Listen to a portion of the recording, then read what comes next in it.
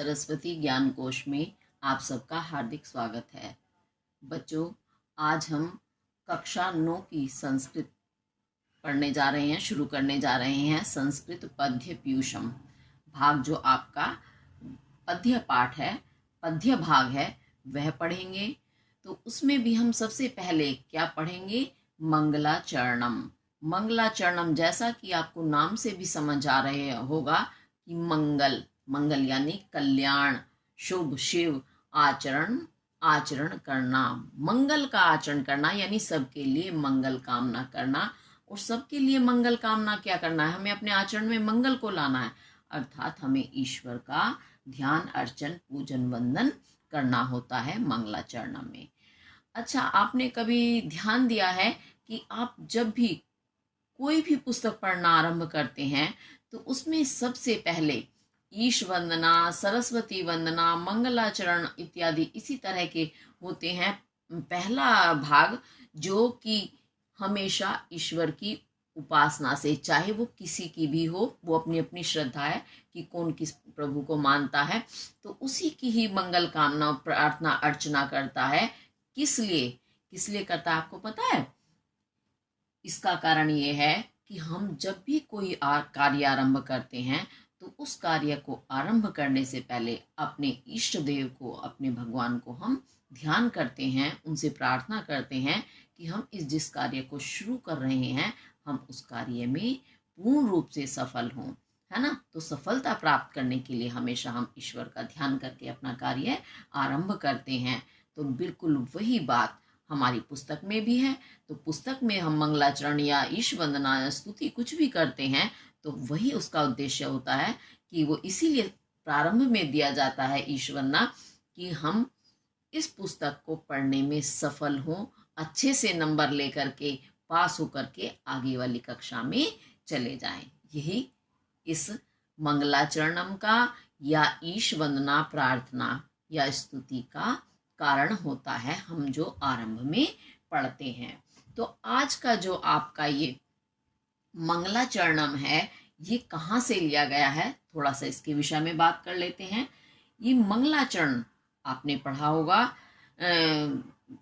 पढ़े, पुस्तक तो नहीं पढ़ी है वे वाली, लेकिन उनके विषय में अवश्य पढ़ा होगा। हमारे सबसे प्राचीनतम जो ग्रंथ हैं वो कौन से हैं? वेद हैं हमारे 4। उन चारों में सबसे प्रथम जो ऋग्वेद है, फिर यजुर्वेद, सामवेद और अथर्ववेद। तो ये वेद जो है, इतना बड़ा ज्ञान का भंडार है कि पूरे विश्व में एक तो सबसे प्राचीन ग्रंथ माने जाते हैं ये, और इनमें इतना ज्ञान, विज्ञान भरा हुआ है कि आप उसका पार नहीं पा सकते। उसमें ईश्वर की, आध्यात्मिकता की इतनी ज्यादा पुष्टि हुई है कि आप आज उसे थोड़ा सा पढ़ेंगे तो आपको भी समझ में आएगा कि हमारे वेदों में कितनी महान बातें बताई गई हैं। उसमें सिर्फ अपने स्वार्थ के लिए प्रार्थना नहीं की जाती, बल्कि सभी के कल्याण के लिए ईश्वर की आराधना, पूजना की जाती है। तो चलिए आज हम आरंभ करते हैं ऋग्वेद का। ये श्लोक है, इसे ध्यान से पढ़ेंगे, समझेंगे इसमें कैसे बताया गया है। एक तो इनकी भाषा जो होती है, जो हमारी संस्कृत है, ये लौकिक संस्कृत कहलाती है, लेकिन जो वेदों में जिस भाषा का प्रयोग हुआ है उसे वैदिक संस्कृत कहते हैं, क्योंकि वैदिक संस्कृत थोड़ा और हटके है, नियम, कायदे, छंदों में बंधी हुई है, और लौकिक संस्कृत हमारी थोड़ा सरल भाषा है जिसे हम आसानी से समझ सकते हैं। हालांकि बहुत कठिन शब्द या कुछ ऐसा नहीं है कि आपको समझ नहीं आएगा, बस हाँ, थोड़े से नियम इसके अलग होते हैं।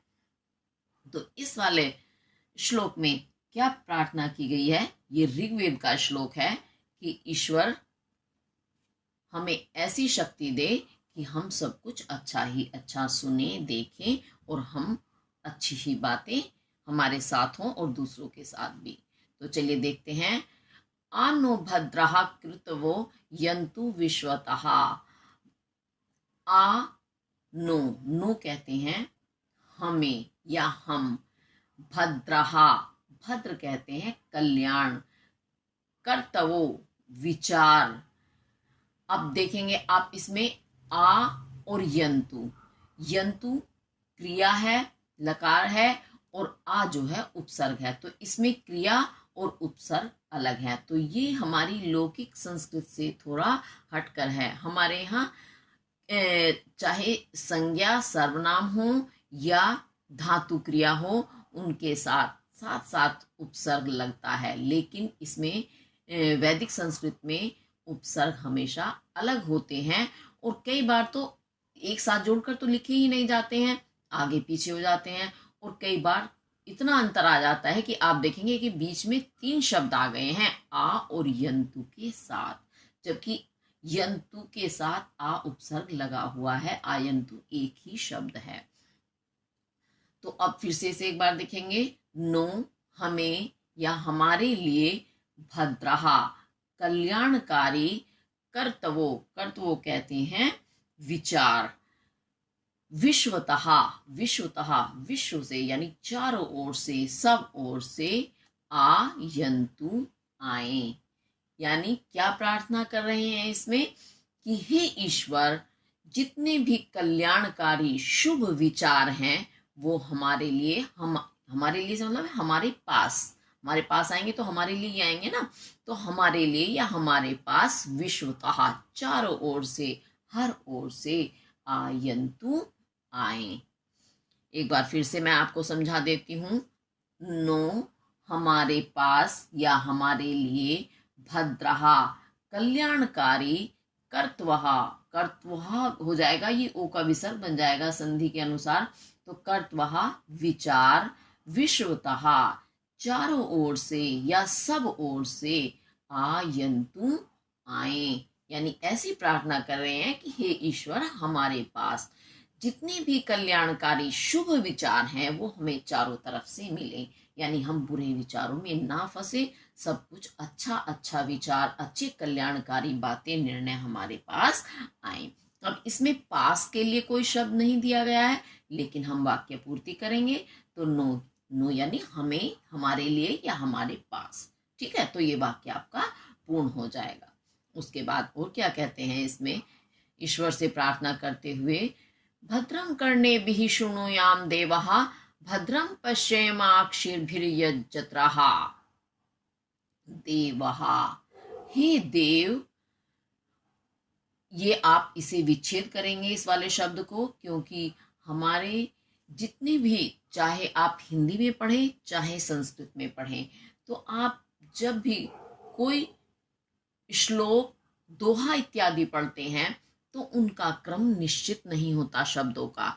कोई शब्द कहीं रख दिया जाता है नियम में बांधने के लिए, लय के लिए, तुक के लिए, तो शब्द आगे पीछे हो जाते हैं, लेकिन जब उन्हें हम अर्थ निकालते हैं तो अगर अर्थ ऐसे तो निकलेगा नहीं कि एक शब्द कहीं मिलता है एक कहीं, क्योंकि आपने देखा होगा वाक्य जब आप पढ़ते हैं तो वाक्य हमें तभी समझ में आता है जब उसके शब्द क्रम में लगे होते हैं, परंतु श्लोक या दोहे में ऐसा नहीं होता, क्योंकि उसमें लय ताल बनानी पड़ती है, उसे गेयात्मक यानी गाने योग्य बनाना होता है, इस कारण शब्द आगे पीछे होते हैं। तो उन्हें हम पहले अर्थ निकालने के लिए क्रम में लगाते हैं। क्रम तो समझते हो, एक के बाद एक, जहां सही उसका स्थान है उस शब्द को वहां रखते हैं। इसी को संस्कृत में बोलते हैं अन्वय। अन्वय करना यानी क्रम में लगाना। तो पहले क्रम में लगाते हैं, उसके बाद हम अर्थ निकालते हैं। तो इसीलिए आपको देखना होगा कि मैं एक शब्द कहीं से ले रही हूं, एक कहीं से, जिससे कि आपको सही से अर्थ समझ में आ जाए। ठीक है, अब देखेंगे। देखो पहली लाइन से हमने क्या लिया है, देवहा, हे देव, हे ईश्वर। अब इस शब्द को आपको विच्छेद करना है, तो क्या बनेगा, पश्चिम जमा अक्षी भी, ये रेफ, आधा रह होता है रेफ, ये क्या होगा जब इसे विच्छेद कर लेंगे हम, तो विच्छेद करने पर यहाँ ये विसर्ग बन जाएगा, तो हो जाएगा अक्षी भी जमा यज्ञत्रहा। तो यज्ञत्रहा यानी यज्ञ करने वाले, देवहा, हे देव, यज्ञत्रहा यज्ञ करने वाले, कौन, हम लोग जो भी यज्ञ कर रहे हैं, हम सभी यज्ञ करने वाले, करने भी ही, कानों से, भद्रम कल्याणकारी, कल्याण शुभ शृणुयाम सुने।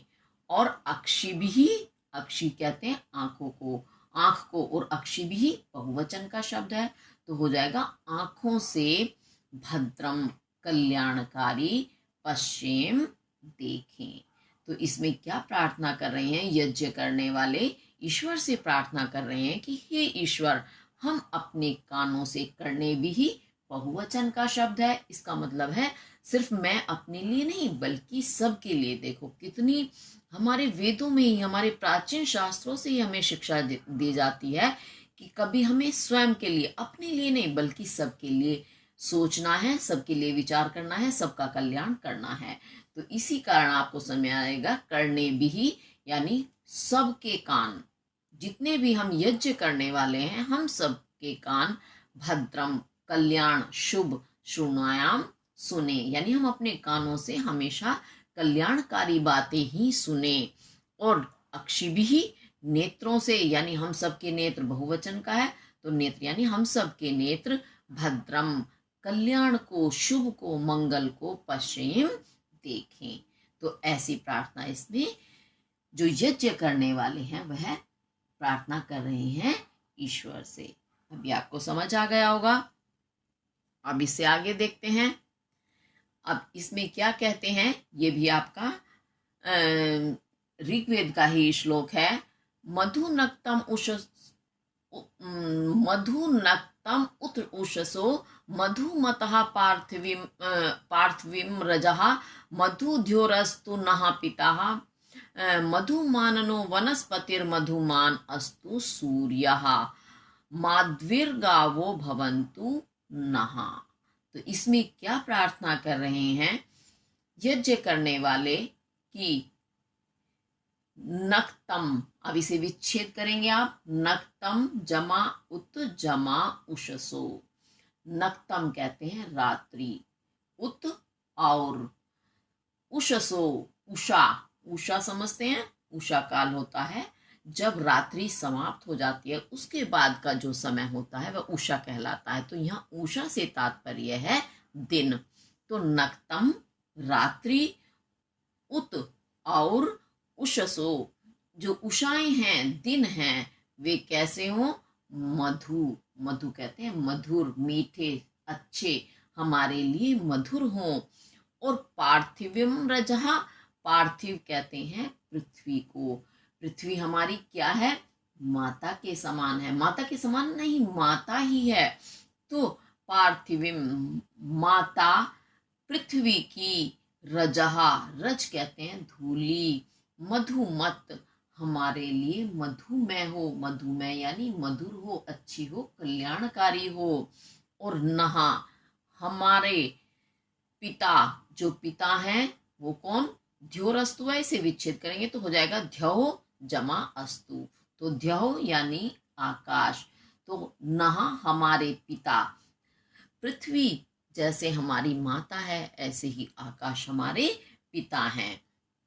तो पिता आकाश नहा हमारे लिए मधु मधुर हो, शुभ हो, मंगलमय हो। और नो, नो ये जैसे नहा है विसर्ग बन गया है, संधि का नियम है, इससे विसर्ग का ओ बन गया है, लेकिन नो का तात्पर्य नहा यानी हमारे लिए।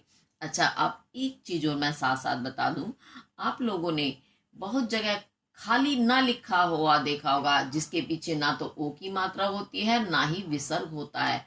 तो वो वाला न जो होता है उसे खाली ना बोलेंगे, उस ना का अर्थ होता है नहीं। लेकिन जहां ना के साथ विसर्ग लग जाता है या ओ की मात्रा ये संधि के नियम के अनुसार है, लेकिन कहने का तात्पर्य ये नहा यानी नहा का अर्थ होता है हम। आप लोग गायत्री मंत्र पढ़ते हैं तो गायत्री मंत्र में भी नह शब्द आता है, लेकिन आप जब उसे पढ़ते हैं अक्सर मैंने देखा उच्चारण करते हुए बहुत लोग उस नह को ना बोल जाते हैं, जहाँ की मंत्र का अर्थ ही बदल जाता है। तो इस कारण हमेशा संस्कृत का यही नियम है, पहले शब्द को ध्यान से पढ़ो, देखो, फिर उसका अर्थ निकालो। तो ना का अर्थ हो जाएगा नहीं और नह का अर्थ होगा हमें या हम।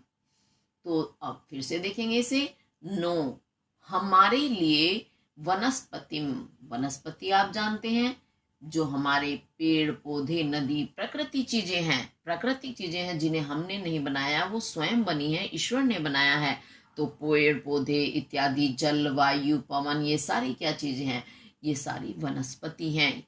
तो वनस्पति नो हमारे लिए मधुमान, मधुर हो, मधुमेह हो।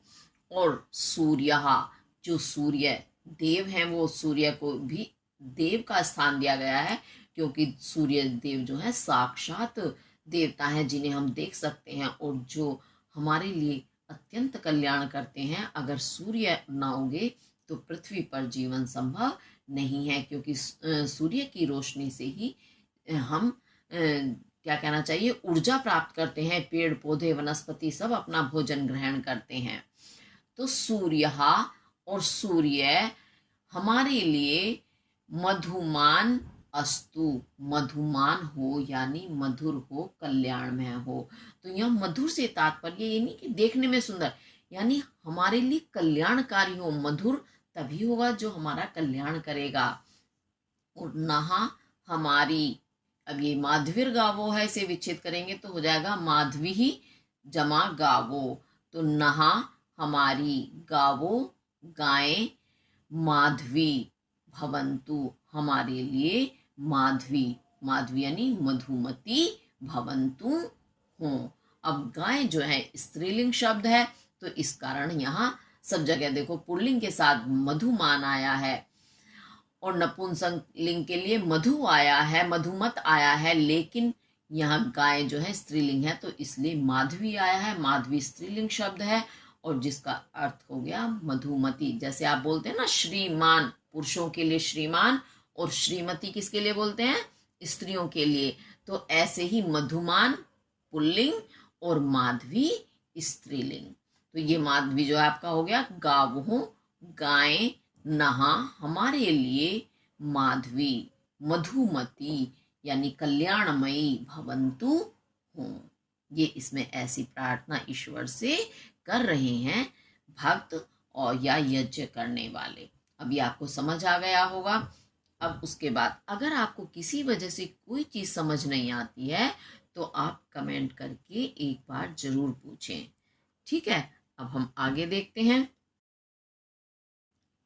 सम गच्छध्वम समवदधम सम वो मनांसी जानताम समानो मंत्रः समेति समानी समानम मनः सह चित्तेशाम।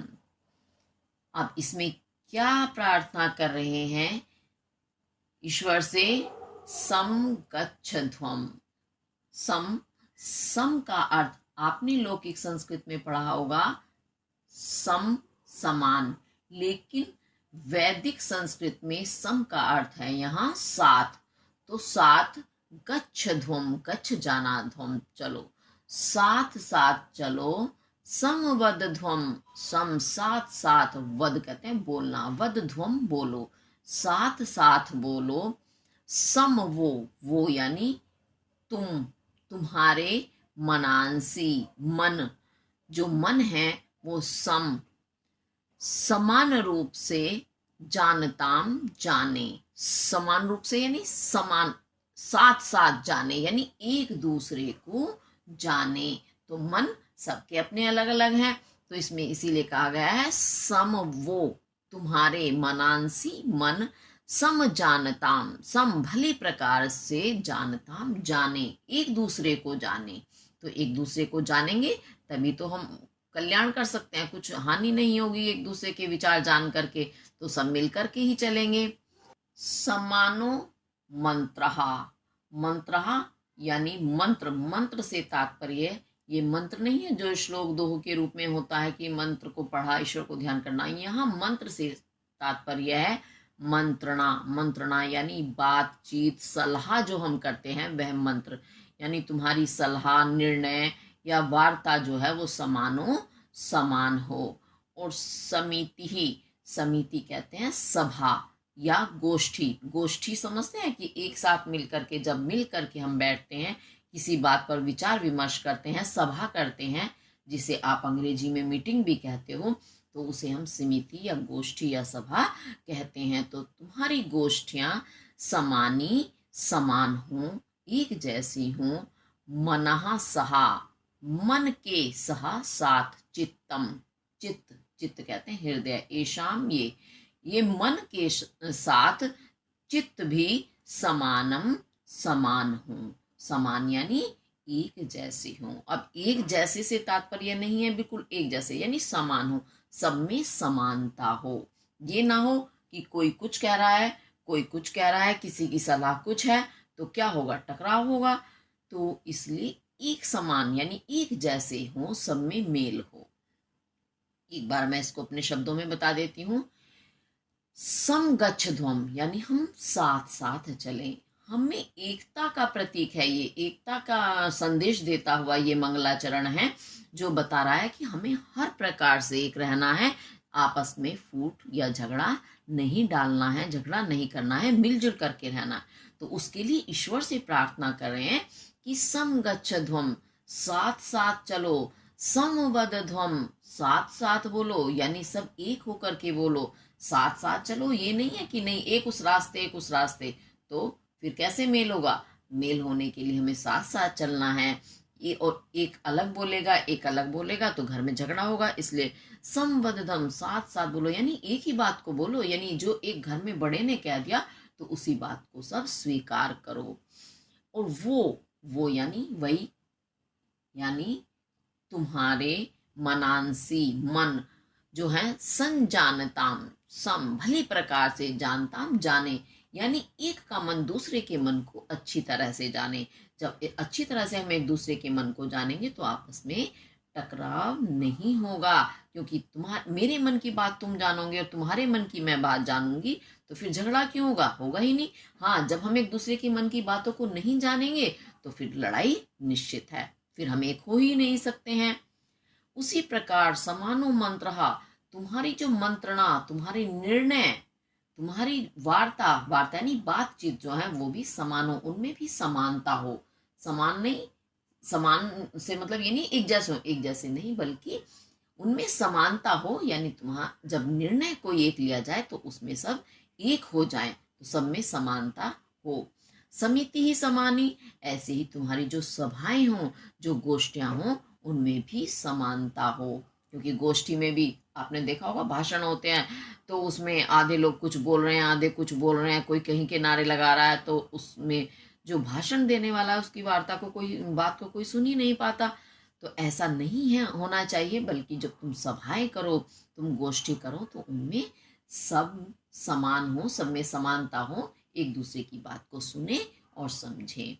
उसी प्रकार मनः सहा, मन के साथ, यानी मन को समझने की तो बात कही जा रही है, वो तो होना ही है। उसके साथ चित्तेशाम, यह चित्त जो है तुम्हारा, चित्त कहते हैं हृदय, मस्तिष्क, जो हृदय है वो भी समान ही हो, यानी उनमें भी समानता हो। तुम्हारे एक दूसरे से मन के साथ साथ हृदय भी मिले हुए होने चाहिए। ऐसे इसमें ये प्रार्थना की गई है। अब ये आपको समझ आया होगा। अगर किसी वजह से समझ नहीं आया तो कमेंट करके जरूर पूछें। चलिए अब आगे देखते हैं। सुसार्थिर अश्वानिव यन मनुष्यान ने नियते अभिशुभिर वाजिन इव हत प्रतिष्ठम यद अजिरम जविष्ठम तन में मनः शिव संकल्पमस्तु। अब आपका ये वाला जो श्लोक है ये यजुर्वेद से लिया गया है। यजुर्वेद में भी यजुर्वेद के दो भाग हैं, शुक्ल यजुर्वेद और कृष्ण यजुर्वेद। तो ये आपका शुक्ल यजुर्वेद से लिया हुआ श्लोक है। इसमें क्या प्रार्थना कर रहे हैं ईश्वर से कि सुसारथी, सु कहते हैं अच्छा, सारथी यानी रथ चलाने वाले, अच्छा रथ चलाने वाले, वाजिन इव, वाजिन, वाजिन जो है वाज का तो तीव्र, बहुत तेज, जिसकी गति हो या बहुत जो शक्तिशाली हो। लेकिन मैंने आपको पहले भी बताया कि लौकिक संस्कृत और वैदिक संस्कृत में कुछ अंतर आ जाता है। तो देखो वाजिन आज के समय में लौकिक संस्कृत में ये आपका वाजी घोड़े के लिए आपका पर्यायवाची बन गया है, जबकि यहाँ पर ये अश्व यानी घोड़े का विशेषण के रूप में प्रयुक्त हुआ है। तो वाजिन ईव का अर्थ हो जाएगा यहाँ तीव्र गति वाले या शक्तिशाली। अश्वान ईव, अश्वान कहते हैं घोड़ों के, ईव समान। अभिशुभिर, अभिशुभि ये रा का विसर्ग बन जाएगा क्योंकि ये वाजिन के साथ इसमें संस्कृत संधि हुई है। तो अभिशुभि, अभिशुभि कहते हैं लगाम। लगाम आप जानते होंगे कि जब घोड़ों को नियंत्रित करने के लिए एक रस्सी सी उनके मुख से बंधी हुई होती है, उस पर एक ढांचा सा बना दिया जाता है जिससे उसे नियंत्रित किया जा सके। तो उसको पकड़ करके हिला करके इधर उधर जहां भी आवश्यकता होती है, जो अच्छा सारथी होता है वह उस लगाम के माध्यम से उन तीव्र गति वाले कितने ही शक्तिशाली क्यों ना हो ऐसे घोड़ों को, अश्वान घोड़ों को, जो मनुष्यान मनुष्यों को नियते ले जाता है, और यद जो हृत, हृत कहते हैं हृदय में, प्रतिष्ठम स्थित है। यद अजीरम ये विच्छेद करेंगे तो यद जमा अजीरम हो जाएगा। अजीर कहते हैं बुढ़ापे रहित। तो जो बुढ़ापे से रहित है, हृदय में स्थित है। जविष्ठम, जविष्ठ कहते हैं तीव्र गति, जो बहुत ही तीव्र गति वाला है।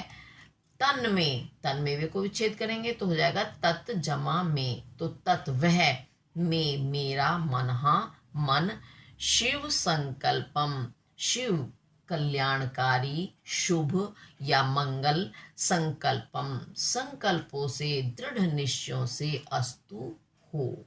ये इसका शाब्दिक अर्थ है। अब इसे एक बार मैं अपने शब्दों में बता दूं तो आपको अच्छे से समझ आएगा। इसमें क्या कह रहा है प्रार्थी ईश्वर से कि जिस प्रकार एक अच्छा सारथी चाहे कितनी ही तीव्र गति वाले या शक्तिशाली घोड़े क्यों ना हो, उनको लगामों के द्वारा, लगाम से नियंत्रित करता हुआ सही मार्ग की ओर ले जाता है, उसी प्रकार जो मनुष्यों को ले जाता है, मनुष्यों को ले जाने वाला कौन होता है? मन, मनुष्य का मन। मन आपको पता है मन कितना चंचल होता है कि कभी भी हमें सही राह पर चलने देने के लिए तैयार ही नहीं होता, हमेशा उसे अपनी ही पसंद का सब कुछ चाहिए होता है। तो मनुष्यों को भी ले जाने का कार्य मन करता है। अगर मन सही रास्ते पर चल दिया तो मनुष्य सदगामी हो जाते हैं, खूब उन्नति करते हैं, अच्छा नाम कमाते हैं। लेकिन यदि वही मनुष्य मन के वश में होकर, यानी उसका मन गलत दिशा में उसे ले जा रहा है, उसके वश में होकर वह गलत दिशा में चल दिया, गलत रास्ते पर चल दिया, तो मनुष्य का जीवन व्यर्थ हो जाता है, बेकार हो जाता है। तो और मन भी कैसा कैसा बनता है? जो हृदय में प्रतिष्ठित होता है, हृदय और मन एक साथ ही निवास करते हैं। और अजीर है, जो अजीर यानी जो कभी भी बूढ़ा नहीं होता। मन कभी बूढ़ा नहीं होता, कभी भी उसका मन युवाओं की तरह उछलता रहता है, कुछ ना कुछ उसमें चलता ही रहता है। ऐसे ही जविष्ठम, जविष्ठ कहते हैं तीव्र गति, बहुत ही तेज चलने वाला होता है। तीव्र गति यानी तेज चलने वाला। मन एक पल में यहाँ है तो दूसरे ही पल में जाने कहाँ पहुंच जाएगा।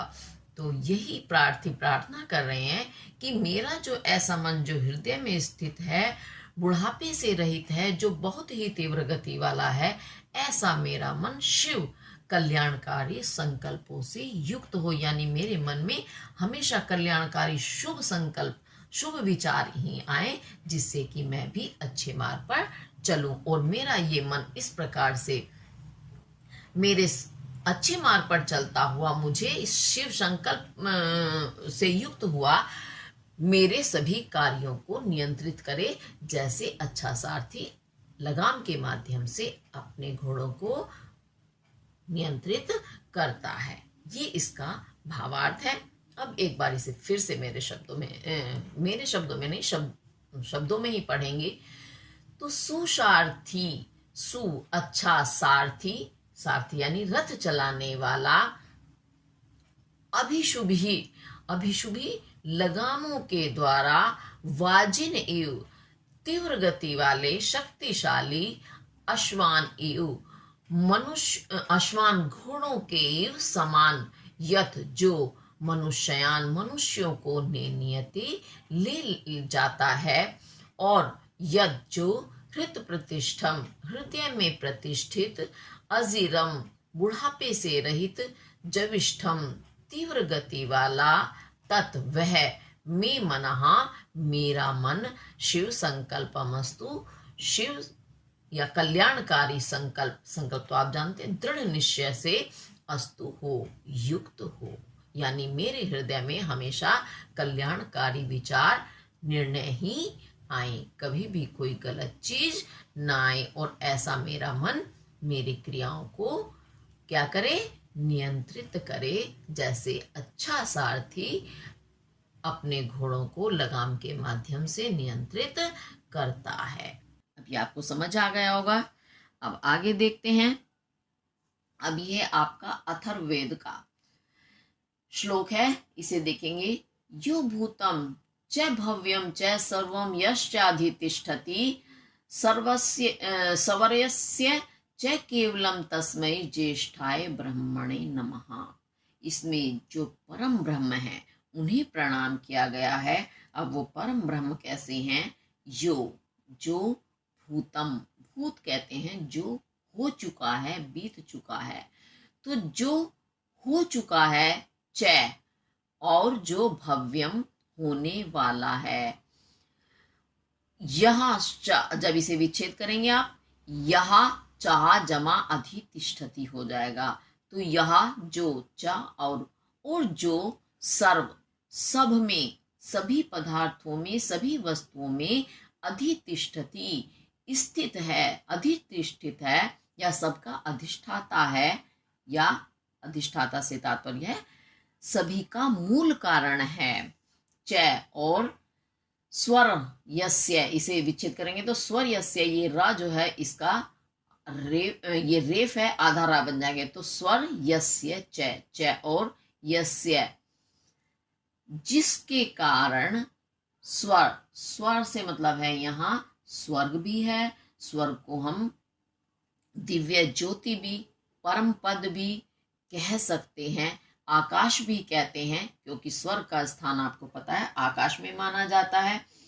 तो इस कारण स्वर के कई सारे अर्थ हैं। तो यहाँ स्वर से तात्पर्य है श्रेष्ठ पद, केवलम, केवल मनुष्य यस्य, जिसके कारण प्राप्त करता है, तस्मै, उसके लिए, ज्येष्ठाय, उस ज्येष्ठ, ज्येष्ठ कहते हैं जो सबसे बड़ा हो, तो उस ज्येष्ठ यानी सर्वश्रेष्ठ ब्रह्मणे, ब्रह्मा के लिए नमः, नमस्कार है, प्रणाम है। अब समझ आया होगा आपको। नहीं आया तो पहले एक बार मैं इसको अपने शब्दों में बता देती हूँ, फिर देखेंगे। यो, जो भूतम हो चुका है, च भव्यम, और जो होने वाला है, यश्च, और जो सर्व, सभी का, अधिष्ठिति, अधितिष्ठति, अधिष्ठाता है, यानी जो सभी का मूल कारण है। सभी यानी जितने भी इस पृथ्वी पर, इस विश्व में, इस ब्रह्मांड में जितने भी पदार्थ हैं, जितनी भी वस्तु हैं, उन सभी का मूल कारण है, जो अधिष्ठाता कहते हैं, मूल कारण, यानी उसी के कारण सब चीजें इस पृथ्वी पर या इस ब्रह्मांड में हमें दिखाई देती हैं। तो उन सभी का जो मूल कारण है, और च, जो स्वर, च और यस्य, जिसके कारण स्वर, स्वर यानी दिव्य ज्योति को, दिव्य प्रकाश को, या दिव्य स्थान को मनुष्य प्राप्त करता है, तस्मै ज्येष्ठाय, उस सर्वश्रेष्ठ ब्रह्मणे नमः, ब्रह्मा के लिए नमस्कार है। यानी जो हमारा परम ब्रह्म है वो सर्वोपरि है, उससे ऊपर कुछ नहीं है। वही जो अब तक पीछे हुआ था उनमें भी वही स्थित है, जो आगे होंगे उनमें भी वही है, उनका कारण भी वही है। इस ब्रह्मांड में जो भी कुछ दिखाई देता है सब में वही स्थित है। और जो मनुष्यों को परम पद, परम का मतलब होता है श्रेष्ठ, श्रेष्ठ स्थान को प्रदान कराता है, या श्रेष्ठ स्थान देता है, प्रदान करता है, उस परम ब्रह्म को हम नमस्कार करते हैं। ऐसा इसमें स्तुति की गई है परम ब्रह्म की, सर्वश्रेष्ठ ब्रह्म की। तो इस प्रकार आपका ये मंगलाचरण पूर्ण हुआ। अगर किसी वजह से आपको कोई भी चीज समझ नहीं आती है तो अवश्य पूछें। कितने सौभाग्यशाली हैं आप कि लोगों को वेद जो हैं वो देखने तक को नहीं मिलते, लेकिन आप लोग उनको साक्षात पढ़ रहे हैं आपके सामने। तो तीन वेदों का अंश तो आपने पढ़ लिया। इसमें प्रारंभ के 3 श्लोक जो हैं वो ऋग्वेद के हैं। चौथा शुक्ल यजुर्वेद, यजुर्वेद जो है उसके 2 भाग हैं, शुक्ल यजुर्वेद और कृष्ण यजुर्वेद। तो शुक्ल यजुर्वेद का जो 1 श्लोक वो आपने पढ़ा है, एक अथर्ववेद का। तो इस तरह से 3 वेद आप पढ़ चुके हैं, पूरे वेद नहीं लेकिन उनका कुछ अंश आपने पढ़ा। तो आपके लिए बहुत ही सौभाग्यशालिता की बात है, वरना लोगों को तो इनके दर्शन तक नहीं होते, जीवन में उन्होंने देखा ही नहीं होता कि वेद भी कोई चीज़ है। सिर्फ हाँ, हम इतिहास में पढ़ते हैं कि हमारे प्राचीन ग्रंथ हैं वो वेद हैं, वो 4 हैं, उनके ये नाम हैं। ठीक है, तो इसीलिए इसे अच्छे से पढ़ेंगे और गर्व महसूस करेंगे अपने ऊपर कि आपको इतनी श्रेष्ठ चीज़ें, इतने श्रेष्ठ ग्रंथ पढ़ने के लिए मिले। तो इसी के साथ हमारा आज का ये मंगलाचरण पूर्ण हुआ। अगर आपको मेरी वीडियो पसंद आती हैं तो लाइक, शेयर और सब्सक्राइब जरूर करें, क्योंकि भाई लाइक तो आपका बनता ही है अगर आपको चीज़ अच्छी लगती है, लेकिन सब्सक्राइब भी करेंगे और शेयर भी अवश्य करें। इसी के साथ धन्यवाद।